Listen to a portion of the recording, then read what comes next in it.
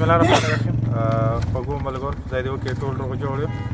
چونکې دا د علاقې تور غره هغه ځوانان دي د علاقې کې په هر هغه شي باندې نظر ساتي سکونه د علاقې ته د علاقې خلکو ته د خوشحالي نصیب زموږ علاقې کې روډونه جوړول ډېر ګران کار دی، خړنګول ډېر اسان دي.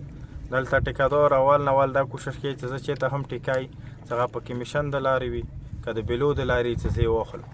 کله هم څه هغو ته بیا ټیکا میلو شي د بیلو د لارې، نو بیا هغه ټیکادار بجای د دې څه کوم شي کې څه دغه ګاټ یا کور وکړي بیا څه کوم شي کې ګاټه نه وي هغه کې بیا دا ټیم ورکوي. نو د بیلو د وجې نه یا د کمیشنو د وجې نه هغه کور بیا ورو پورې ډیلی کېږي هغه روډ بیا کنډراتو په شکل کې پروت وي. نو کوم تور غر روډ و هغه نه خلکو ته ډېر زیات تکلیفونه د ړنګونې د وجې نه د پلونو د نشتوالي د وجې نه هغه کې اکثر اکسیډنټ وشو، ډېر قیمتي ځایونه وکې ضایع شولو.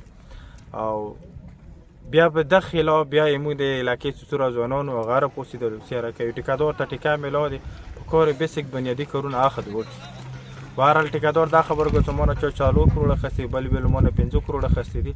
ډپارټمنټ ته موږ بار راغللو، چې څومره افسران هغوی ته موږ بار راغللو، خو موږ خبرې ته شو خبر نه لرو. مجبوراً به موږ یو پر امن احتجاج وکړو د اسسټنټ کمشنر د لوور سنټرل دغه ګیټ مخې ته کېناستو یوه ګنټه. بیا هلته مو ته چا ریسپانس راوړنکو، بیا مو لاړلو چاک څخه پر امن طریقې سره. هلته مو به بیا خپل منځ کې یو نشست ناستی وشولو، هغه نه بعد مونږ کوم هغه ناستی هغه ختم شول پر امن طریقې سره. نست په بلې ورځې باندې مونږ ته پاته ولېږدله چې مونږ په 23 کسانو باندې اف آی آر کړ شوی، په هغه کې 8 داسې داپې لګېدلې چې هغه یوې داپې ته هم مو جوړ نه و. خو بهرحال یا د انا د وجې نه په هغه کې لیکلي سره دا مو د لوور اسسټنټ کمشنر د صدارت د وجې نه یا د هغه زیر نګراني کې مو دا اف آی آر کړی دی. او لوور کوم اسسټنټ کمشنر دا لیکل کړي چې زه دې ورځې د محرم میټینګ کوم زه سره خبر نه وم. یعنې دا چې کومه اف آی آر شوې دا صرف دې لپاره کېږي چې د علاقې ځوان هر یو هغه خبره ونه کړي چې کوم نه چاته یو سرکاري سړي ته یو سرکاري محکمې ته یو سرکاري افسر ته یو سرکاري ټیکادار ته څه مشکله جوړېږي. مونږ بیا هم د خپل علاقې هغو ټیکادارانو ته بیا یو ریکویسټ کوو، نن مونږ اف آی آر مونږ کیس نن ختم شو.